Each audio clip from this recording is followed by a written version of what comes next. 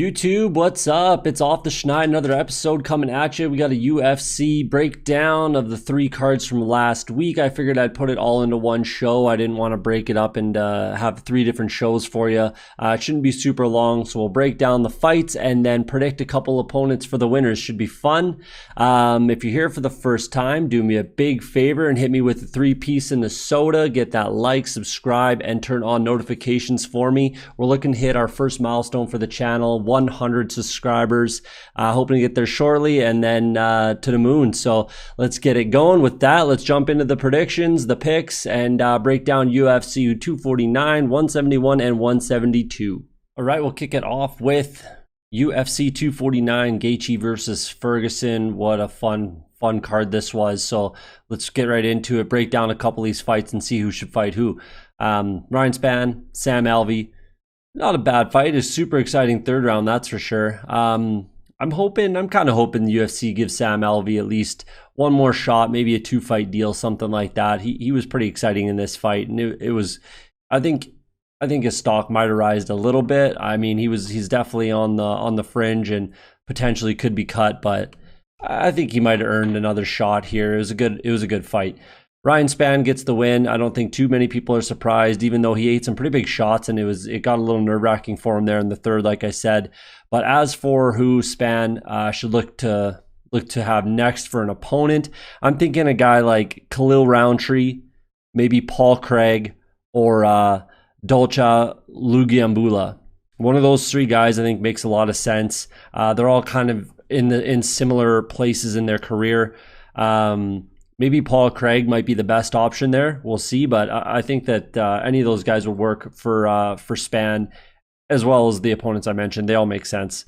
Moving on, Bryce Mitchell against Charles Rosa. This did not go the way I thought. Honestly, I was very wrong. This is the only fight I got wrong on this card, but I was very wrong, to be honest. So I thought Rosa would be a lot better than he was on the ground. Turns out he just got taken down and destroyed. And there was one judge gave it a 30-24, which is absurd, but it was legit. It was a legit 30-24. So that's pretty rare. It's pretty rare that you see that. But like I said, it was legit. So great win for Bryce Mitchell. And we'll see what's next for Charles Rosa. But guys, I got written down for Bryce Mitchell. I think he needs to take a step up in competition, given how he's fairly easily won his last 2 fights. That twister was ridiculous, and he had I think 3 twister attempts in this Rosa fight, and they were close. So he's way better on the ground than I honestly gave him credit for. I thought Bryce Mitchell Rosa might have had an advantage there. Not even close. As far as who he should fight next, a guy like Grant Dawson, maybe Makwan Amirkhani. Or potentially, since no one wants to fight him, and I don't think Bryce Mitchell really shies away from a challenge, Ryan Hall. I mean, it would get him in the top 15 if he wins. No one seems to want to fight Ryan Hall. If Bryce Mitchell is this good on the ground, give him a guy who's, right there with him, or should be. So I think that'd be a really interesting fight. I'd be all right with Bryce Mitchell versus Ryan Hall there. Next up, Vicente Luque versus Nico Price. This was fireworks, just like everybody thought it was going to be, and it delivered. It delivered. This fight was awesome. It was crazy. I didn't expect Nico to be able to eat that many big shots from Luque, but hey man, he's got a chin and he's a great fighter. He's going to be fun to watch for a lot of years. So if we do get the Nico Price versus Mike Perry, that'll be a treat as well. So we'll see what happens there. But as far as Luque is concerned, again, I think he needs to move up those rankings.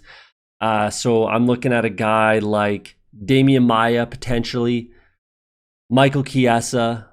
The guy that I'm really looking at that would be a really fun fight would be Robbie Lawler. I think that would be a super fun fight between those 2 guys. Just an absolute banger. Could be a fight of the night, or a fight night type main event. I think it could definitely do that. So that's my pick, I guess, Robbie Lawler. But any of those 3 guys I think would make a lot of sense. Next up, Carla Esparza versus Michelle Waterson. Pretty much went exactly as I thought it would go. I guess maybe there's more stand-up, that's for sure. A lot more stand-up. And Waterson, I think, needed to dictate the pace a little more.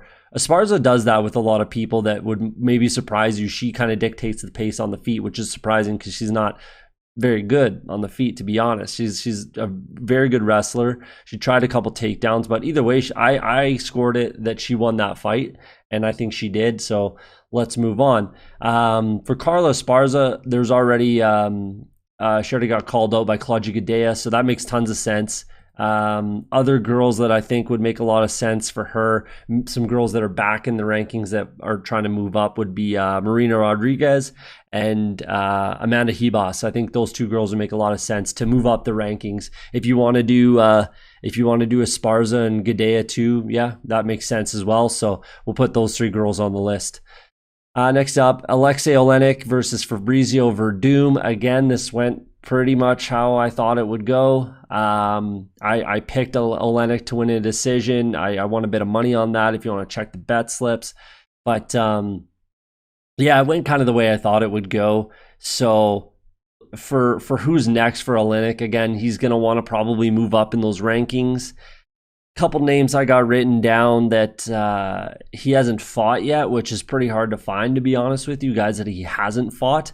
But guys that I got written down are Shamil Abdurakhimov, I think would make a lot of sense, and that would probably be an interesting one, similar to this Verdum fight. It would be an interesting fight.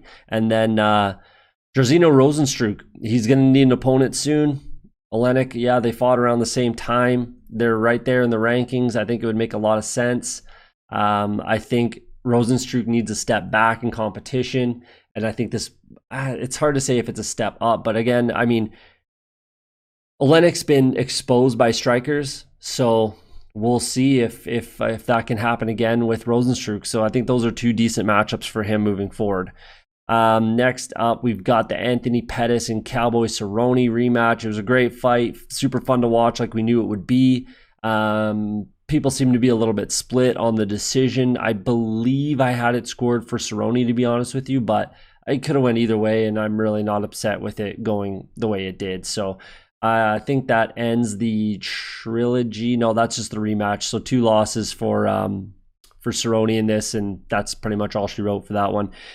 RDA called him out on Twitter. Makes tons of sense. You might as well do it probably at 170 as well. Make it happen. It makes tons of sense. Let's see it. That's just a fight that makes tons of sense. It's very similar to this fight. You might as well just do it. Put those guys in there. Again, you could make that a fight night main event type of thing, or at least a co-main event. So, or, you know, high up there on the main card in a pay-per-view. I think that people would like that fight, so do it. That's the only name I wrote down. You might as well. Greg Hardy versus Jorgen De Castro. Pretty much went the way I thought. I kind of thought I gave Hardy a better chance to finish him than there was really not any point in that fight where a finish was kind of possible. It just didn't really develop, but Greg Hardy did what he had to do, outpointed him, got the win. Kind of exactly similar to what I said it would happen. Couple names I got written down for Greg Hardy. I'm not sure you're ready. A lot of people are calling for him to take on like a ranked opponent, or, you know, feed him to this guy, feed him whatever. But you might as well put him in another exciting fight that makes sense for him and his opponent. So the guys that I got written down for him, Maurice Green, Justin Willis. I'm not even sure if Justin Willis is still fighting in the UFC, but I got the name written down because it makes a bunch of sense. But the guy that I think makes the most sense, and this is just the fight to make in my opinion, is Tai Tuivasa. Makes tons of sense. Greg Hardy, Tai Tuivasa, they're going to bang it out. Let's do it. That's a good fight, I think. And that, again, could be on the main card on a pay-per-view, which is where Greg Hardy has been, like it or not. It's just where he's been on the card. So, like I said, make it happen. That's a good fight. Moving up, Calvin Kattar versus Jeremy Stephens. Phenomenal elbow, man. That was just great. Great fight for Kattar. He was a little slow getting off the punch. I'm not sure if it's he's hit, like his boxing. He's a boxer. He loves, and I'm not sure if that's just kind of how he is slow to build up. There's a lot more rounds in boxing, but I'm not really sure what it is, but he kind of starts like that. He kind of starts like that all the time, but he got the job done and he turned it on in the second round and definitely got a decisive victory against a quality opponent. So again, he's another guy that's got to move up in the rankings and start making a push towards getting a title fight. So a couple guys that I've got written down for him that I think make a ton of sense would be a guy like Josh Emmett might make sense. But the guy that I really want to see that hasn't fought in a long time, Brian Ortega. Let's see Brian Ortega, Calvin Kattar. I think that would be a really fun fight. So let's make one of those two happen. I mean, Zabit's there as well. Holloway, Volkanovski obviously have that going on. The Korean Zombie is right there. I think him and Zabit are supposed to fight, I believe. And I don't really want to move him down in the rankings. So it doesn't, I mean, Josh Emmett would be moving down, but it's a good fight. So it's hard to find opponents right now unless you want to go like Yair, which would be really good too. But we'll see. I think, or it's Yair and Zabit, I believe, are supposed to, there's talks about those three guys. There's talks about those three kind of someone getting in there against, two of them getting in there against each other. So maybe the odd man out fights Kattar, sure. But Brian Ortega makes a lot of sense for me as well.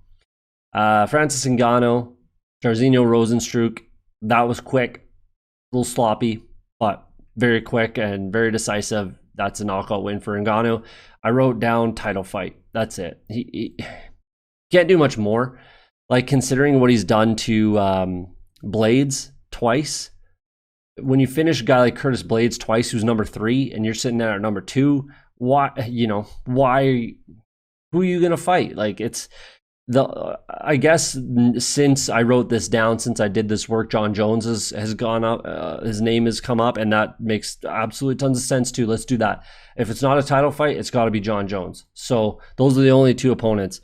Stipe, Cormier for the title, maybe an interim, I don't know. John Jones, that's it. He has nothing left to really prove and no one else to fight that even stands a chance. So, and I think that decisive, very decisive win against Rozenstruik just kind of proves that. So moving on, I think it makes sense. Title fighter John Jones or bust. Cejudo, Dominic Cruz, man. Henry Cejudo, like, in what world are you the number 1 pound for pound fighter ever? Like, yes, you had an extremely successful wrestling career. Yes, you've had an extremely successful UFC career, but it's not like you even cleared out one division. Either of the divisions you have a belt in. You didn't clear at 125. You didn't clear at 135. Not even close of 135. And then you're calling out Volkanovski and talking mess to everybody. And then you're just going to take your ball and go home. Like, man, like, you beat a guy that hasn't fought in 3.5 years. Yes, it's Dom Cruz. He's a very good fighter. He's great. He's one of the best ever. Not taking anything away from Dominic Cruz here, but he hasn't fought in 3.5 years, and there's at least 3 killers that are in the top 5 right now that are ready for a title shot. Corey Sandhagen, Aljamain Sterling, Petr Yan. You got to clear that out before you're going to sit there and call yourself the greatest pound for pound fighter, combat fighter that's ever lived type of, like, come on, man. And then you beat Dom Cruz and just say you're going to take your ball and go home. Come on, man. Like, you can't talk that kind of mess about everybody and then just retire out of the blue. Supposedly it's not happening, and I don't think it's going to happen. I think he'll be fighting again, but man, you gotta fight some of these killers that are in there. Marlon Moraes, phenomenal win against Marlon Moraes, and really, really changed my tone towards Henry Cejudo. But then this happens, man, you're killing me, man. You're killing me. The king of cringe lives, and it's not. I don't like it. I don't like it. It left such a bad taste in my mouth after he retires out of the blue like that and just says he's the greatest ever. Self-proclaimed, man. Like, come on. Anyways, moving on. He's going to fight somebody. I don't even care to talk about it anymore. The real interesting thing is who Dom Cruz fights. If he fights, we'll see. I mean, I hope he does. And I mean, the Garbrandt fight makes tons of sense. I want to see Garbrandt Cruz too. Makes tons of sense. Let's do that. Let's move on to the main event. I'm sick of talking about Henry Cejudo, to be honest with you. Move on to the main event. Justin Gaethje versus Tony Ferguson. This was an absolute just destruction. It was amazing. Great fight. So good. Amazing fight. Obviously, Gaethje got the better of him kind of from the hop. I'm not sure if I don't think Tony Ferguson's going to make any excuses for himself. It just he looked like he might have just got popped early, and it just kind of went on from there. It is what it is. It happens, and it's Justin Gaethje. It's not like he's losing to scrub or anything like that. So we'll see what happens. This is going to be an interesting one. With Gaethje, obviously it makes sense to have Khabib. It has to happen, kind of a thing.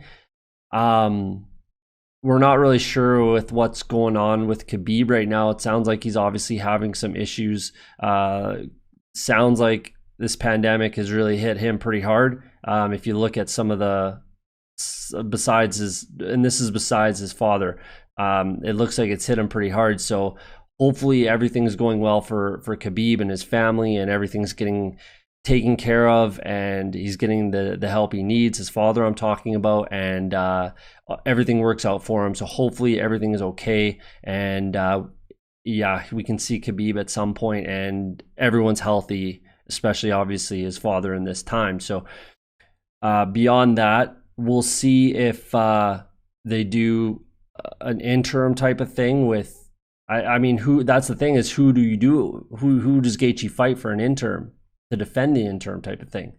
Is it Conor? Is it Poirier? Is it probably not Hooker? But who does he fight for an interim kind of title defense type of thing? Paul Felder's even right there. Does he sit on it for a while? I'd probably sit on it if I'm Gaethje until there's a clear like number 3 kind of a contender. So you got to do either Poirier, McGregor, Hooker, Poirier, something like that. I think McGregor's got to fight one more time, and he's got to get a quality win. Gaethje's saying Dustin Poirier is sitting right there and he's ready to go. Do Poirier, McGregor too. Makes tons of sense. I'm 100% down with that. Let's have that fight, and then we'll see what happens. But if we get Gaethje Khabib, the winner fights the winner of that, or the winner of that fights Gaethje for the kind of interim belt. I think that makes tons of sense. So let's do that. And then even Tony's right there. So if you could even do Conor and Tony, which everybody would absolutely love to see. That's a massive, massive fight. It would sell. I don't know if it'd break the records, like if it would be the highest pay-per-view buys in UFC history. It'd be up there though, man. It would be up there. It would definitely probably 100% break the top 10. Maybe we get into the top 5, depending on the rest of the card. But you could do that, and then the winner gets a title shot. You can't really deny Conor if he beats Tony. So you kind of have to. He's got to beat somebody. It's either got to be Tony or Dustin Poirier for him to be able to get that title shot. In my opinion, that's just my opinion, but that's what I think should happen. So there you go. There's UFC 249. Let's move on to UFC Fight Night 171, Smith versus Teixeira. Moving on, we've got UFC Fight Night 171, Smith versus Teixeira. Started out in the heavyweight division. We got Chase Sherman returning to the UFC against the debuting Ike Villanueva, who will, I hope that he probably got a 2-fight deal. And hopefully he moves down to 205 for his second fight. Took this one, to get the contract, to get in the UFC. Good for him. You got to do what you got to do. Now he's there. Hopefully he moves down to 205 and then fight somebody. I'm not going to say more on his skill level. I think this is evenly matched, but he's not a heavyweight, and Chase Sherman is a legit heavyweight. So I think that's the biggest difference in this fight. So yeah, he definitely got the job done. He looked great the whole fight. Chase Sherman with the leg kicks I really dig, so he's doing really well with that. He finished 2 guys in a row on island fights with leg kicks, and then did some damage in this one as well. So good fight, good win for Chase Sherman moving forward. I'm thinking Rodrigo Nascimento, I think, called him out, I believe. I mean, that would make a lot of sense, but I think Nascimento takes him down, taps him out pretty easy, much like he did to Dante Almeida. So I'm not sure if that's a super great fight for Sherman. A couple guys I have written down would be another guy who fought this last week was Andrei Arlovski. That would make a ton of sense for him.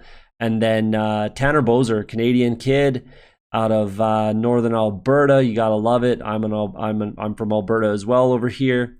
But I think that makes tons of sense. He's coming off a loss to Surreal Gain, I believe, Tanner Boser.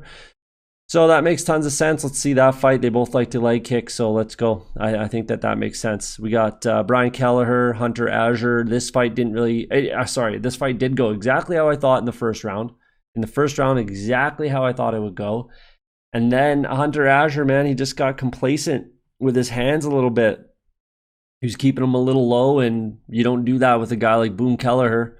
He'll put your lights out, and he did just that. Huge left hook and put his lights out, push into the end of round 2. So, I mean, bit of a mental lapse from Hunter Azure. I think he won the first round for sure. And then it was close. I don't really particularly recall the second round because it ended anyways. But I think he's got a lot to look forward to at bantamweight. He's got to get back down to bantamweight. And then when he watches that tape, I think he's not going to be very happy with his performance. But it happens. It's a fight game. It is what it is.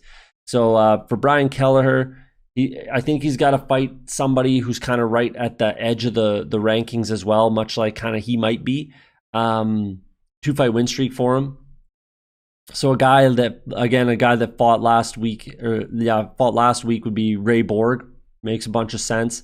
And then a couple of guys that we haven't seen in a bit that would make sense and maybe be a little more exciting fights than the Borg fight would be Andrei Arlovski and Alejandro Perez. I think those two guys would be good fights, and a little more action packed than the Ray Borg scrap. So either way, give me one of those three and let's move forward. Omar Morass versus Gabriel Benitez. Again, went pretty much how I figured it would. It was a fun fight.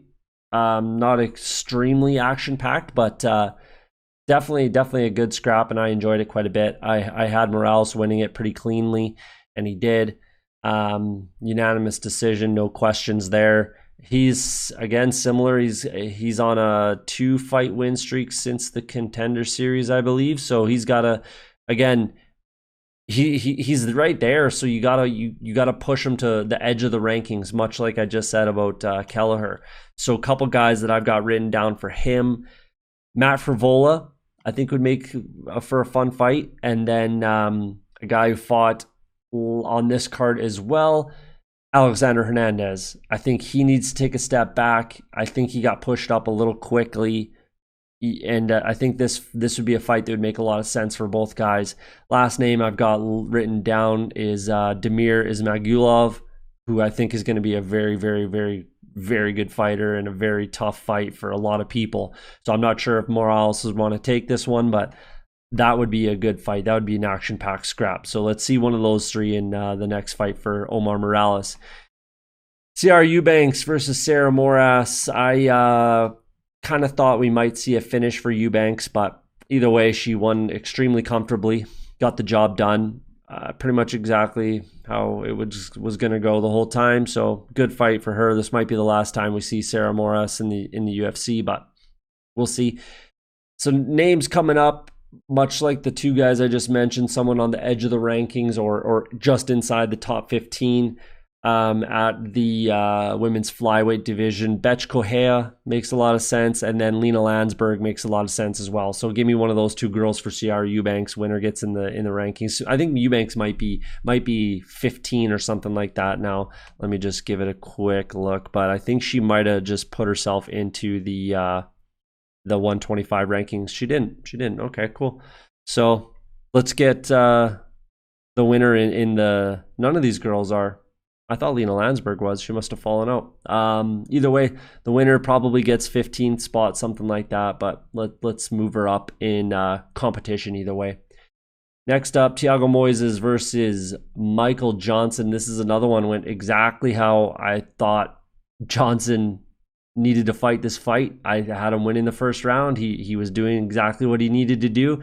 Clearly, Thiago Moises wasn't happy with how the first round went because he just came out, grabbed a leg, took him down, subbed him. 25 seconds in the second round, that's quick. So, yeah, great win for Moises. I picked Johnson to do what he did in the first round for 3 rounds, but it's a fight. It happens. So, yeah, huge win for Thiago Moises. Very good win for him. Let's move on. Who do I think he should kind of get in there with? I mean, this might be a bit of a step back, but a guy that just beat Michael Johnson, Stevie Ray, the Scotsman. I think that would be a good fight. And then another guy coming off a loss, but he's fought some quality opponents, so this might not be quite the step back that you would think. But Jared Flash Gordon, I think would be a good matchup for Thiago Moises as well. So give me one of those two guys, and we'll see what happens. Andrei Arlovski versus Felipe Lins. I thought Lins would just be better than he was, to be honest. I thought he would be a little quicker with his punches, a little more. I thought there'd be a little more volume, a little more sense of urgency. Just wasn't there. Arlovski's a vet; he can get the job done. So, good job for Andrei Arlovski. Gets the unanimous decision win. Pretty lackluster for the most part, but it was an okay scrap, and Arlovski, the vet, gets her done. A guy that I already wrote down, Chase Sherman, makes sense for him. Another guy who fought on the Saturday card, Jorgen De Castro, I think would be okay. And then a guy who called him out on this card as well, Ben Rothwell. Any of those guys make sense. I mean, anyone that Arlovski hasn't fought yet, might as well put him in there with. He's not making a push for the title. He's definitely still enough of a draw and exciting enough to watch. I'm okay with watching Arlovski fight any of those three guys. So there you go. Ricky Simon versus Ray Borg. I thought Ricky Simon won for sure. I didn't really see it being a split. I had it going to Ricky Simon fairly comfortably, 29-28 anyways, and either way he got the win. It was kind of exactly what I thought. Again, a bit of a wrestling match, and then Ricky Simon would just work the stand-up for the most part, because I think he has better boxing, and that's pretty much what happened. So, yeah, Ricky Simon, again, needs to edge of the rankings. A lot of these guys are just right at the edge of the rankings, and he's right there too. So I wrote down 3 names that I think would make tons of sense, and they'd all be very fun fights in my opinion. We got Brett Johns, Casey Kenny, or Jose Quinones. I think any of those guys would be a fun fight, pretty action packed, and make tons of sense. So give me one of those guys, and put them on a fight night or something like that. Makes sense. Jude Ober versus Alexandra Hernandez. Great performance by Jude Ober. This was very big for him, in my opinion. This was a very, very, very big win for Jude Ober. I think that puts him in the rankings, just on the outskirts kind of a thing. Should put him at 15, because that's where Hernandez was, so that makes sense that he would at least be at 15. And then moving forward, you got to move him up. And the guy that he was scheduled to fight before this Hernandez fight took shape is Diego Ferreira. Makes tons of sense. Let's do that. Ferreira called him out on Twitter. Might as well do it. He was scheduled to fight him already. Put him in there with Diego Ferreira in, again, a high, like right where he was at here, but in a main card on a pay-per-view. That makes sense. I think he deserves a shot at a pay-per-view on the main card. Maybe the prelim main event type of thing. That would be a good spot for that fight too, before a big pay-per-view. Makes tons of sense. That's what I would love to see for that. And they both want to fight each other. They're both top 10 in the rankings. Jude Ober's looking to move up. Makes sense to me. Ben Rothwell versus OSP. I was upset with this one. I was really upset with this one because I thought OSP was looking to stay at the heavyweight division. Maybe he's not. And I thought that there was tons of room for a guy like him to move up the rankings pretty quick if he gets this win. He looked, I don't know, man. He looked pretty gun shy. He didn't really, I thought he was going to be the one to dictate the pace, but Ben Rothwell kind of just lumbered and zombie moved towards him, pawing at him till he could get close, and then just peppered him with uppercuts type of thing. And I just wasn't happy about this fight. I was really hoping that OSP would have a better showing, and it just wasn't there. So his gas tank didn't look there. I don't know, man. We'll see. I didn't like that fight at all for OSP. I was really looking forward to him potentially finding a home in the heavyweight division, and I don't know. It just doesn't make sense that fight went the way it did. So for Ben Rothwell, future opponents, I think a couple grizzled vets just like him make tons of sense. Like he called out, Andrei Arlovski makes sense, and then Fabricio Verdum makes sense as well. I don't know if they fought yet. I don't know if they fought yet, and that's like pretty crazy that Verdum and Rothwell haven't fought yet, considering they've been around as long as they have. So give me one of those two guys. I don't really love watching Ben Rothwell fight, if I'm being honest with you. So give me one of those two guys. We'll see. Main event, Glover Teixeira versus Anthony Smith. This one was a good fight. Again, it went, the first round went the way I thought it would. It's just, I got snake bitten with the guy I picked, and the way I predicted him to kind of dictate the fight. He did what he had to do in the first round, got the better of the other guy in the first round, and then the other guy made an adjustment. That's the fight game. You make adjustments when things aren't going your way, and then you implement your game plan, and that's what happened. And there was one punch in this fight. There was one punch where I think he either broke his nose or where he broke his orbital, something. There's one punch, and it was kind of like in the Gaethje Ferguson fight where he kind of shook it off and was trying to shake it off, and you could tell he was hurt. And that was right where the Gaethje fight ended, and that's right where this fight completely changed. So there was one punch where it was kind of like, I think it was kind of like an uppercut, like a straight uppercut type of thing, and it just caught him, and he kind of tried to shake it off, and then it was just that was it from there. Smith obviously took a pretty bad beating in this one. This could have been a time where the corner steps in. I mean, everyone likes to say like, oh, don't let your fighter back out there, but I don't think Anthony Smith would have been happy with that. And realistically, he owned it. Jason Herzog owned it. It should have probably just been stopped by the ref. But it's one of those situations where I'm not about to say, I don't like to give my opinion on that, if I'm being honest, because I'm not the one in there. I'm not the one taking the damage. These guys are warriors. They're in there to, some of them say they're in there to, kill or be killed. And they honestly, truly believe that. So, I'm not about to sit here and criticize a guy's corner or a fighter or anything like that. I'm not the one in there taking the punishment. So it was a great fight. Glover Teixeira making a title push again. And who's next for Teixeira? I think a couple fights that make tons of sense with where we're at in the rankings. Like unless you want to do, like if John Jones moves on to heavyweight, unless you want to do an interim light heavyweight, I think you could definitely put Glover Teixeira in there to be one of the guys. You could definitely put him in there. If not that, then look to get a couple losses back. He should be moving up. Maybe, I don't know if he'll go to 4th where Anthony Smith was ranked, but he'll definitely move up in the rankings. And there's a couple guys right there that he's taken losses to, in Corey Anderson and Alexander Gustafsson. I know he said he's retired, but he's kind of spoken about potentially making a comeback. So those two fights make tons of sense for me.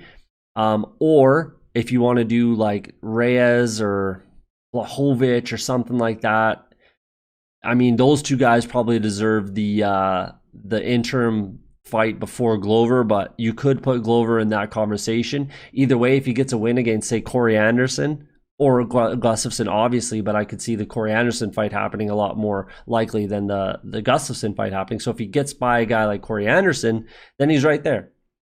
So give me one of those two guys, or potentially an interim title fight. But there's, again, guys above him that I think deserve it more. So we'll see what happens. But there's my breakdown and the next opponents for UFC Fight Night 171. Let's jump into the weekend on Saturday at 172. All right, last but not least, we've got UFC Fight Night 172, Overeem versus Harris. We'll kick it off again in the heavyweight division. We had Rodrigo Nascimento versus Don'Tale Mayes. I did pick Mayes. I was rooting for him. I was kind of just rooting for him, but I also did definitely predict that he would just take him down, sub him. So that's what happened. Hey, you win some, you lose some. I did sprinkle a little bet on Nascimento to finish, and there you go. I recommended stay away, but if that's what you took, good on you. So as far as who he should fight next, obviously I believe he called out Chase Sherman, so sure, but I think he gets by Sherman pretty quickly and easily. A couple other names I've got are Sergey Pavlovich, and Jorgen De Castro. I think those guys make sense as well. So any of those three, I'm fine with. I'm looking forward to seeing his next fight, though. That's for sure. Definitely looking forward to seeing him fight again. Next up, we had Courtney Casey versus Mara Barella.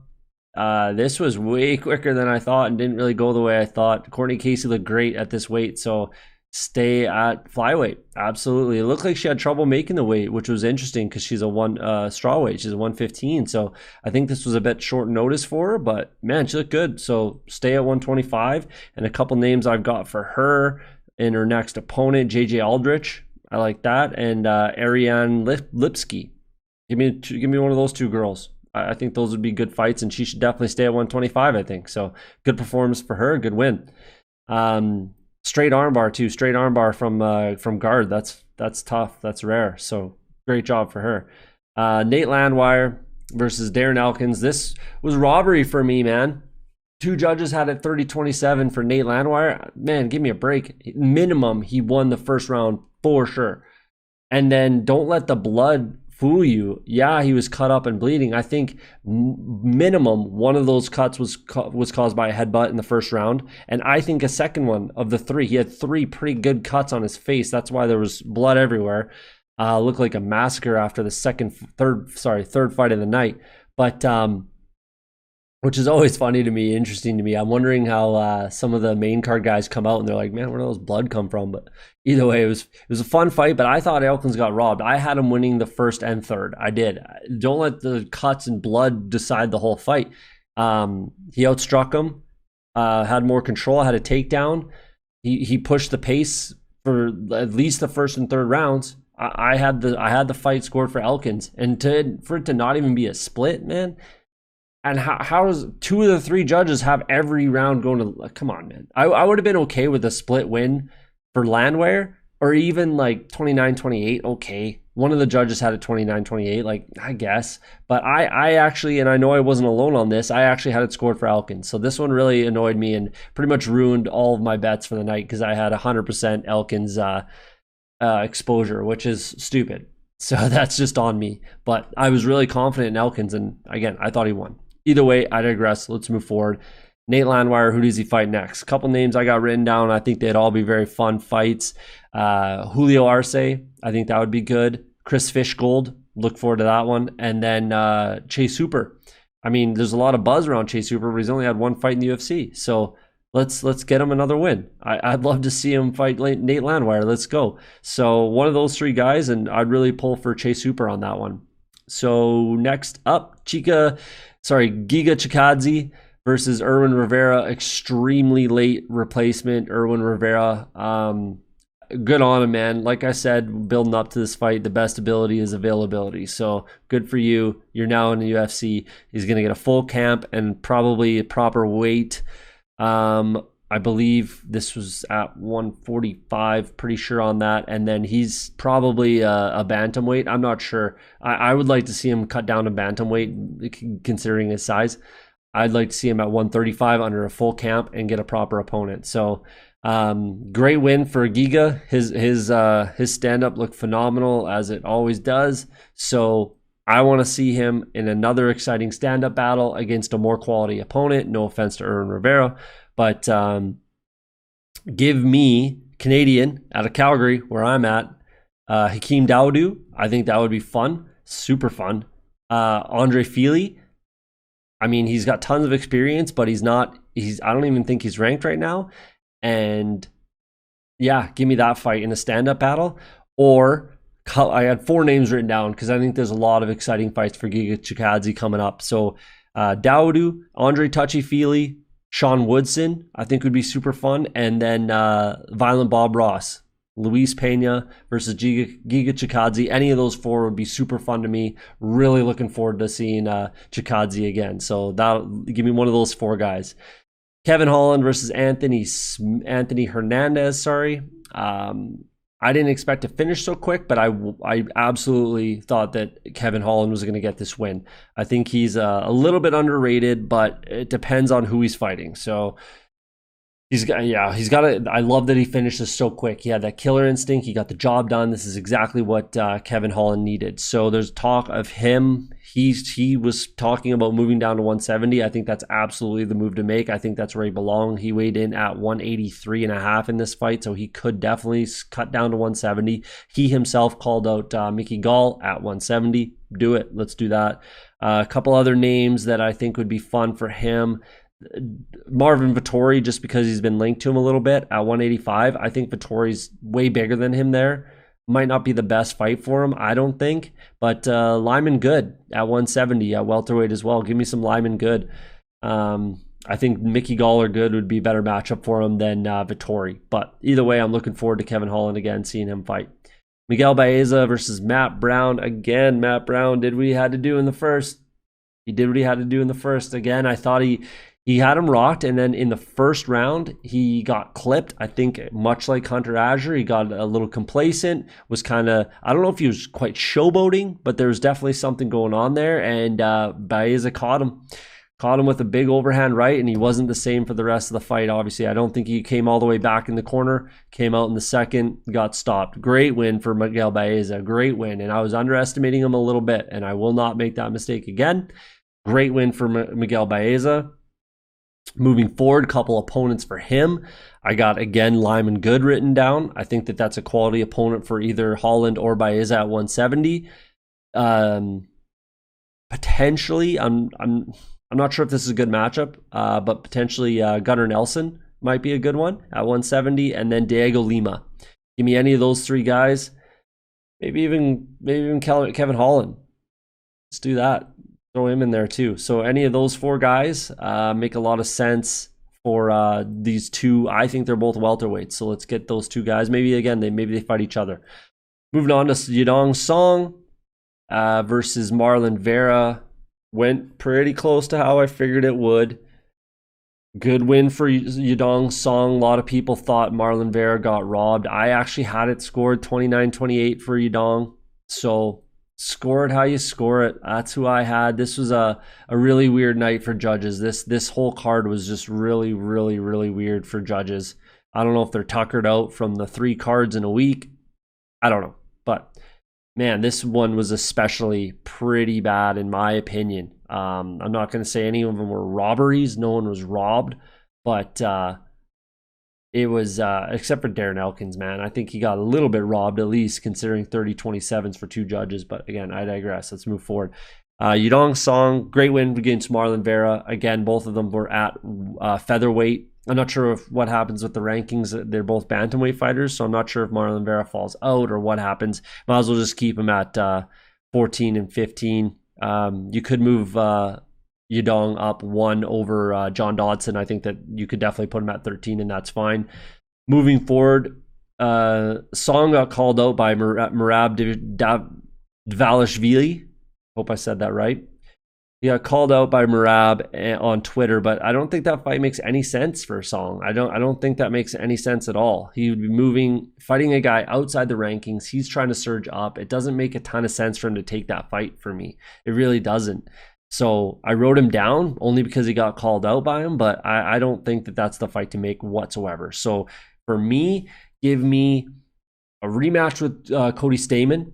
They fought to a draw. Give me that rematch. He's up in the rankings. Or a guy like Jimmy Rivera. I think that would be a really fun fight. It would be reminiscent of like the Pedro Munoz, Petr Yan, and Marlon Moraes type of fight. I would love to see Jimmy Rivera versus Yadong Song. If not, give me Cody Stamann. I don't want the Merab fight. It doesn't make tons of sense at all for Yadong. So, I mean, we'll see. Give me two of those guys, the Stamann and Rivera fights. Moving forward, Christoph Jocko versus Eric Anders. Again, I'm a broken record. Went exactly how I thought it would be.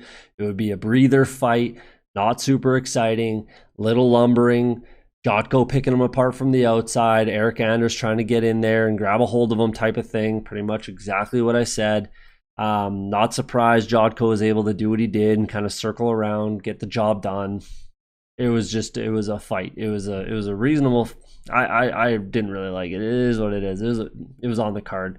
But Jotko gets the win. I had it scored for Jotko. Good win. Could have been 30-27, but 29-28 is how I had it scored. I gave Andrews the third kind of as a gift. But either way, moving forward for Krzysztof Jotko, a couple guys that make sense for me. Brendan Allen. I think Brendan Allen would make tons of sense. I'm not sure if he gets either of these wins, which is okay, because you gotta move up, and he's right about to get ranked type of thing. He has to, after I think this is it's at least his third straight win for Jotko. So give me Brendan Allen or Punahele Soriano. Give me one of those two guys for Krzysztof Jotko next. I think those would make sense. Dan Ige versus Edson Barboza. Again, a lot of people thought Barboza got robbed. I thought that Barboza won. I thought I had it 29-28 for Barboza, and he looked great, man. He looked great at 145. I was not expecting him to look so good. I thought he'd be a lot more drained from the cut, but man, he looked crisp, looked good. He hurt Ige a few times with some really good body shots. I thought it would go the other way, and maybe Barboza was hurt, but man, he's been in some absolute wars, and maybe he's just really good at hiding himself being hurt. So, man, that was a good fight. So yeah, Ige got the split decision win. Again, I don't particularly agree with it. I thought Barboza got the win, but either way, and I hope he stays at featherweight. I hope he can keep cutting to 145 because he looks like an issue there. And there's a lot of fun fights there at 145 for Edson Barboza. So moving forward for Dan Ige, another guy wanting to move up in the rankings. Two guys that make tons of sense for me. The first two guys that make more sense than the third, Josh Emmett, Jeremy Stevens. Both those guys make tons of sense. They're up in the rankings. Let's do those. Or Arnold Allen. I think Arnold Allen might get the better of Ige in that one. That would be, in my opinion, that would be a tougher fight for him. Arnold Allen over the Stevens or Emmett fight. That would just be a stand-up battle for the most part. Either way, I think Ige has an advantage on the ground against those other two, and I think Arnold Allen has a bit of an advantage on the ground against Ige. Well, maybe not in BJJ, but in wrestling. So, yeah, any of those three make sense to me. Trying to move up the rankings. A lot to look forward to with Dan Ige. He says he wants to be champ by the end of the year. Let's see it, man. Let's see it. You're going to have to move up those rankings. So give me one of those three guys. Jagged Eya versus Angie Hill. Another one that the judges didn't see it like most other people. I had it scored for Angie. I thought she won rounds 2 and 3. I didn't. Yeah, I thought she definitely won. I didn't. I'm not surprised it was a split, but I thought it would go in Angie's favor. It is what it is. Like I said, the judges were a little weird on this one, but it is what it is. Jagged Eya gets a split decision win. I think this actually helps Angie's stock. To be honest with you, I think she deserves a number by her name, and yeah, I think she deserves another quality opponent. It's hard to say who she could kind of challenge next, to be honest with you. I mean, if Felice Herring is ranked and Angie Hill's not, man, give me Felice Herring then. I absolutely like Angie Hill against Felice Herring. So let's see a fight like that. Alexa Grasso, maybe. I think that would be fun. Stand-up battle. Let's do something like that. But I think Angie should be ranked, and she should get another top 15 opponent for sure. Moving on to Jagged Eya, obviously she called out Carla Esparza to run that back. Sure, makes tons of sense. If not Carla Esparza, then give me Yan Zhonan, the Chinese girl. I'm not sure how to say her name. I apologize if I butchered it, but give me her, man. That's a good fight for her to move up, because she's not super far away at all from a title shot. So if she could get by someone like Jagged Eya, she's pretty much right there challenging for a shot. So give me that or the Carla Esparza fight. Sure, why not? Moving on to the main event, Alistair Overeem, Walt Harris. Gutted for Walt Harris, man. That was he was there. He almost had him in that first round. He had him rocked, had him hurt, and everyone that was questioning Overeem's chin, man. Yeah, there's a lot of people talking a lot of mess about Overeem's chin, and he can't take a punch, and it's one touch kind of thing. I called for Walt Harris to knock him out, yes, but I wasn't sitting here saying that Overeem's one touch away from getting knocked out. Like, yeah, give me a break. But anyways, I had him, and then he punched himself out, I think, a little bit. He was sitting there wailing on Overeem, trying to get the finish. Got it. I was really hoping he could get that win, but it's the fight game, and it is what it is. And yeah, we knew that Overeem was better on the ground, and we knew that if he took him down, he could take him down, beat him up, potentially sub him, type of thing. And kind of what happened there. So great win for Overeem. Nothing for Walt Harris to hang his head on whatsoever. I'm extremely excited to see him fight moving forward.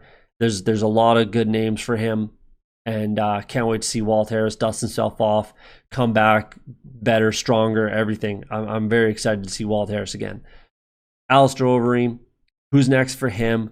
I think the only fights that make sense as far as what we're looking at rankings wise, the only fights that make sense for him is to run it back with JDS or a guy that he hasn't fought. This one is the one that makes tons of sense to me. Derek Lewis.